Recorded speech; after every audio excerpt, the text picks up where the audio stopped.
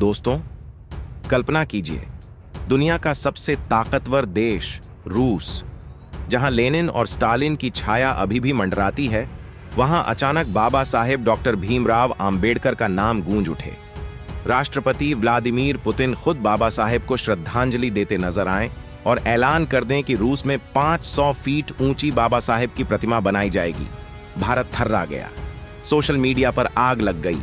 अंबेडकर भक्त जश्न मना रहे थे। कुछ लोग कह रहे थे, अब दुनिया समझ रही है बाबा साहेब की महानता।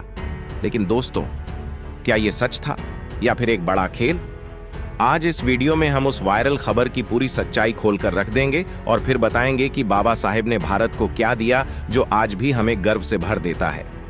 अगर आप भी सच्चाई जानना चाहते हैं और बाबा साहेब के सच्चे योगदान से रोमांचित होना चाहते हैं तो वीडियो अंत तक जरूर देखें, लाइक बटन दबा दें और चैनल को सब्सक्राइब कर लें, क्योंकि ऐसी खबरें हमेशा पहले हम आपके लिए लाते हैं। चलिए वीडियो शुरू करते हैं। दोस्तों, हाल ही में एक खबर काफी तेजी से वायरल हो रही है, जिसमें एक तस्वीर भी देखी जा सकती है जिसमें रूस के राष्ट्रपति व्लादिमीर पुतिन बाबा साहेब आंबेडकर जी को नमन करते हुए दिख रहे हैं। सोशल मीडिया पर यह फोटो तेजी से शेयर हो रही थी। साथ ही दावा किया जा रहा था कि पुतिन ने बाबा साहेब पर एक बड़ा बयान दिया है। उन्होंने कहा कि डॉक्टर आंबेडकर स्वतंत्रता, समानता और न्याय के महान क्रांतिकारी थे। खबर और भी जोरदार थी। पुतिन ने ऐलान किया कि रूस में जल्द ही बाबा साहेब आंबेडकर की 500 फीट ऊंची भव्य प्रतिमा स्थापित की जाएगी। कुछ खबरों में तो बताया जा रहा था रूस के कई शहरों में उनके नाम पर सड़कें, स्कूल और लाइब्रेरी बनाने की योजना है। भारतीय राजनयिकों से मुलाकात में भी पुतिन ने बाबा साहेब की तारीफ की। लोग कह रहे थे कि रूस में बाबा साहेब का जादू छा गया है। भारत हिल गया। अंबेडकरवादियों में उत्साह की लहर दौड़ गई। कुछ पोस्ट तो ये तक कह रहे थे कि अब पश्चिम और रूस दोनों बाबा साहेब को अपना रहे हैं। लेकिन दोस्तों, हमने इस खबर की गहन जांच की। हमने रूसी सरकारी मीडिया, क्रेमलिन की आधिकारिक वेबसाइट टास और स्पुतनिक न्यूज चेक किए। हमने भारतीय विदेश मंत्रालय और भारतीय दूतावास मॉस्को के हालिया बयानों को भी देखा। नतीजा, यह खबर पूरी तरह झूठी साबित हुई। कोई ऐसी तस्वीर आधिकारिक नहीं है। पुतिन का ऐसा कोई बयान रूस की किसी भाषा में उपलब्ध नहीं। 500 फीट की प्रतिमा वाली योजना भी कहीं दर्ज नहीं। यह फोटो AI से जनरेटेड या पुरानी किसी इवेंट को एडिट करके बनाई गई लगती है। किसी ने जानबूझकर यह खबर फैलाई। दोस्तों, यह खबर झूठी साबित हुई और इसका मकसद था बाबा साहेब आंबेडकर जी को बदनाम करना, अंबेडकरवादियों को गुमराह करना, ताकि लोग भावनाओं में बहकर कुछ भी बिना जांचे शेयर करें और बाद में जब सच्चाई सामने आए तो उनका विश्वास टूटे। मगर दोस्तों, लोग ऐसी खबरें क्यों फैलाते हैं? क्यों कुछ लोग बाबा साहेब आंबेडकर जी का विरोध करते हैं? सबसे बड़ा कारण है राजनीतिक फायदे। बाबा साहेब दलित, शोषित, पिछड़े वर्गों के प्रतीक हैं। उनकी विचारधारा जातिवाद, असमानता और ब्राह्मणवाद के खिलाफ है। कुछ लोग जो पुरानी सामंती सोच में जीते हैं, उन्हें यह बात पसंद नहीं आती। वे चाहते हैं कि अंबेडकर जी को सिर्फ एक वर्ग का नेता बता दिया जाए ताकि उनका राष्ट्रीय महत्व कम हो जाए। दूसरा कारण है ईर्ष्या। बाबा साहेब की बुद्धिमत्ता, शिक्षा, कानूनविद क्षमता और संविधान सभा में उनका योगदान इतना विशाल है कि कई लोग इसे स्वीकार नहीं कर पाते। वे सोचते हैं, अगर बाबा साहेब को इतना बड़ा श्रेय दिया गया तो उनकी अपनी विरासत कम हो जाएगी। लेकिन दोस्तों, सच्चाई ये है कि बाबा साहेब किसी एक वर्ग के नहीं, पूरे भारत के हैं। दोस्तों, बाबा साहेब आंबेडकर जी के भारतवासियों पर योगदान को समझने के लिए हमें उनके जीवन की यात्रा को समझना होगा।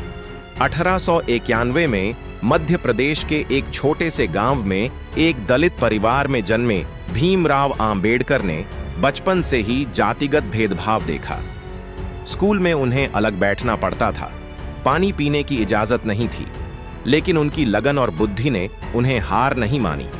उन्होंने कोलंबिया यूनिवर्सिटी और लंदन स्कूल ऑफ इकोनॉमिक्स से पढ़ाई की। अर्थशास्त्र, कानून, समाजशास्त्र में डॉक्टरेट हासिल की। भारत लौटकर उन्होंने बहिष्कृत हितकारिणी सभा बनाई। दलितों के लिए स्कूल, हॉस्टल, पुस्तकालय खोले। उन्होंने मूक नायक और बहिष्कृत भारत जैसे अखबार निकाले, जिसमें उन्होंने समाज की कुरीतियों को बेनकाब किया। संविधान निर्माता के रूप में उनका योगदान अतुलनीय है।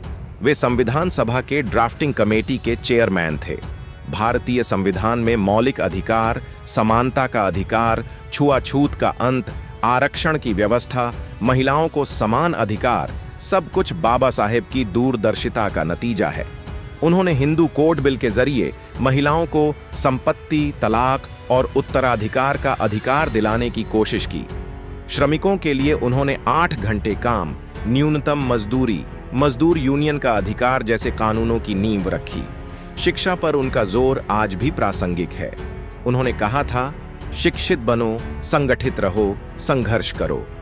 उन्होंने लोगों को किताबें पढ़ने, सोचने और सवाल पूछने के लिए प्रेरित किया।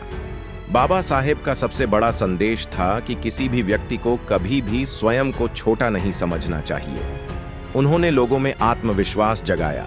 उन्होंने कहा कि यदि इंसान के पास शिक्षा, मेहनत और आत्मसम्मान है तो दुनिया की कोई ताकत उसे आगे बढ़ने से नहीं रोक सकती। उनका जीवन इसका सबसे बड़ा उदाहरण है। आज जब भारत दुनिया के सबसे बड़े लोकतंत्र के रूप में अपनी पहचान बना चुका है, तब हमें यह याद रखना चाहिए कि इस लोकतंत्र की मजबूत नींव रखने वालों में बाबा साहेब का स्थान सबसे महत्वपूर्ण है। उन्होंने ऐसा संविधान दिया जो समय के साथ और भी अधिक मजबूत होता गया और जिसने भारत को एक स्थिर, लोकतांत्रिक और न्यायपूर्ण राष्ट्र बनाने में महत्वपूर्ण भूमिका निभाई। बाबा साहेब ने कभी समाज को तोड़ने की बात नहीं की, उन्होंने समाज को जोड़ने की बात की। उन्होंने कहा कि भारत की सबसे बड़ी शक्ति उसकी विविधता है और इस विविधता को एकता में बदलना ही सच्चा राष्ट्र निर्माण है। उनका सपना ऐसा भारत था जहां हर नागरिक एक दूसरे का सम्मान करे और संविधान के मूल्यों का पालन करे।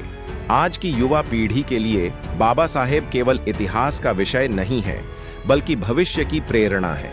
उनका जीवन बताता है कि सफलता परिस्थितियों से नहीं, बल्कि दृढ़ निश्चय, अनुशासन और निरंतर प्रयास से मिलती है। उन्होंने कभी हार नहीं मानी और यही कारण है कि उनका नाम आज भी करोड़ों लोगों के दिलों में सम्मान के साथ लिया जाता है। आइए, हम बाबा साहेब के विचारों को केवल भाषणों और पुस्तकों तक सीमित न रखें।